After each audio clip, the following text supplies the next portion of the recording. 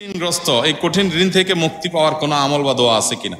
ঋণ থেকে মুক্তি লাভের জন্য অনেকগুলো আমল আছে এবং অনেকগুলো দোয়া আছে। এই দোয়াগুলো আমরা পড়বো ইনশাআল্লাহ। সবচেয়ে বড় আমলটা, আমি বড় আমল বলতে সবচেয়ে গুরুত্বপূর্ণ কাজটার কথা বলতে চাচ্ছি, সেটা হলো ঋণ পরিশোধ করার জন্য সিরিয়াসনেস থাকা।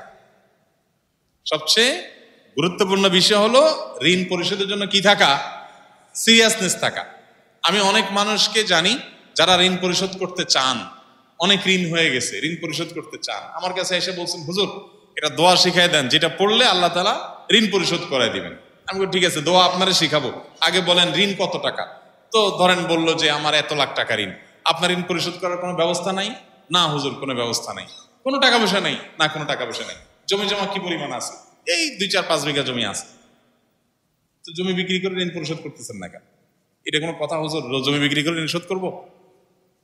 অনেকে আছে ব্যবসার টাকা আছে, না ভাই পকেটেরটা দিয়ে ঋণ শোধ করবো না, আপনি দোয়া শিখাই দেন, দোয়া দিয়ে কাটাকাটি হয়ে যাক, আমারটা আমার কাছে থাকুক। আমার কথা বুঝেন নাই? এইরকম বহু লোক আমি পাইছি যে এই টাইপের। আমি বলছি ভাই, আপনার সাধ্যে আছে, ঋণ পরিশোধ করার অ্যাবিলিটি আছে, ওইটা আপনি ব্যবহার করেন, পাশাপাশি আল্লাহর কাছে দোয়া করেন। আপনার হয়তো পুঁজি থেকে যাবে। অনেক লোক আছে ব্যবসা বাণিজ্য করে, ব্যবসার টাকা ক্যাশের টাকা দিয়ে দেনা দিব না ভাই, দেনাটা ফাও টাকা দিয়া, উৎমা টাকা দিয়া, অতিরিক্ত টাকা দিয়ে দিব, আর এটা আমি মূলধনে হাত দিব না। তো এইটা কখনো প্রকৃত অর্থে ঋণ পরিশোধ করার শুদ্ধ চিন্তা হতে পারে না। মনে রাখতে হবে, আমি নিজে আমার ঋণ পরিশোধ করাটাকে যদি ফরজ মনে করে দেখি, তো ফরজ, এই ফরজ যদি মনে হয় আমার, এবং যদি বিশ্বাস থাকে এটা, তাহলে আমার যদি ভিটাও বিক্রি করা লাগে, তারপরও আমাকে ভিটা বিক্রি করে হলেও ঋণ পরিশোধ করতে হবে। আপনারা অনেকে মাসআলা জানেন, মানুষের মৃত্যুর পর তার যা রেখে যাওয়া সম্পদ, ঘর বাড়ি জমি জমা, ভিটা মাটি, ব্যাংক ব্যালেন্স, এগুলো দিয়ে সর্বপ্রথম কোন কাজটা করতে হয়? ঋণ পরিশোধ করতে হয়। তাহলে শরীয়ত কি গুরুত্ব দিয়েছে? আপনি জীবদ্দশায় করবেন না, আপনার মৃত্যুর পরে শরীয়ত বলছে আপনার সন্তানদের পরে ভাগযোগ, তারা থাকলে পাবে, না থাকলে নাই। আগে কি হবে? আগে ঋণ পরিশোধ হবে, দাফন কাফনের খরচ দেয়া হবে, ওসিয়ত করলে 1/3 পর্যন্ত কার্যকর হবে, টোটাল না। আপনি ওসিয়ত করে গেছেন আমার মৃত্যুর পর আপনি আমার টাকা দিয়ে একটা মসজিদ বানাই দিও, জি না, আপনি বললেই হবে না। আপনার টোটাল সম্পদের 1/3 যদি মসজিদ করা যায় ওকে, না হলে 1/3 বেশি কি হবে না, আপনার ওসিয়ত কার্যকর হবে না। কিন্তু ঋণ 100% কার্যকর হবে। আমি কি বুঝাতে পারছি?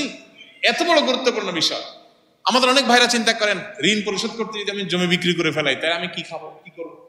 আরে ভাই, এমন একটা রোগ হয়েছে আপনার, যে রোগে ট্রিটমেন্ট করতে গিয়ে সব ভিটামাটি বিক্রি করা লাগতেছে, না হলে ট্রিটমেন্ট হচ্ছে না, আপনি কি করবেন? আপনি বলবেন না সব বিক্রি করে ট্রিটমেন্ট করলে হবে নাকি? ট্রিটমেন্ট অল্প টল্প কিছু দিয়ে করি, আর এগুলো আমার থাকুক, আমি কবরে নিয়ে যাবো, এটা বলবেন আপনি? আমার আগে জীবন বাঁচক, সম্পদ বহুত হবে ইনশাআল্লাহ। ঠিক একইভাবে ঋণ পরিশোধ করি, আমার ইমান বাঁচক, তারপর সব হবে। আমাদের দেশে কেউ কাউকে ঋণ দিতে চায় না। আপনারা একটা হাদিস অনেকে শুনেছেন, কোন কোন ক্ষেত্রে দান করার চাইতে ঋণে সওয়াব বেশি। বিষয়টা একটু বুঝতে অসুবিধা হয়, দান করার চাইতে সওয়াব বেশি হয় কেমনি? আবার দান তো দিয়েই দিলাম, ঋণ তো দিলাম আবার নেব এই নিয়তে, তাহলে দিয়ে দিলে তার চাইতে আবার ঋণে সওয়াব বেশি কিভাবে হয়? এর অর্থ হলো যে কোন কোন খাতে, ধরেন এক জায়গায় আপনি একটা মসজিদে এখন 2000 টাকা দিলেন, মসজিদে আপনার 2000 না দিলে অসুবিধা হবে না, আরো বহুত লোক দেওয়ার আছে। এই দানের চাইতে আরেকটা লোকের 2000 টাকা লোন দিলে অনেক উপকার হবে, ওই লোনটা বেশি সওয়াব।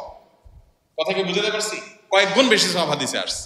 এই জন্য ঋণ পরিশোধ করার প্রবণতা, ঋণ পরিশোধ না করার প্রবণতা আমাদের সমাজে ব্যাপক আকারে হওয়ার কারণে ঋণ দেওয়ার ইবাদতটা হারায় গেছে সমাজ থেকে। এই জন্য সবাই ঋণ পরিশোধ করার ক্ষেত্রে দায়িত্বশীল হব তো ইনশাআল্লাহ।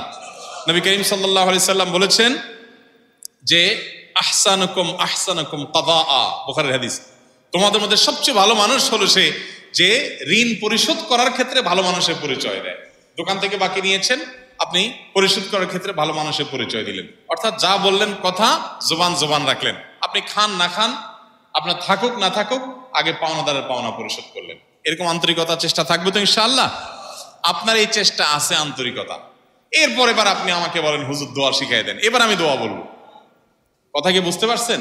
এতগুলো কথা বললাম এই জন্য যে আপনার টাকা পয়সা সব আপনি রেখে দিয়ে এরপর বলতেছেন হুজুর আপনি দোয়া শিখিয়ে দেন, আপনার দোয়া দিয়ে ঋণ কাটাকাটি হয়ে যাক, আমার টাকা আমার কাছে থাক।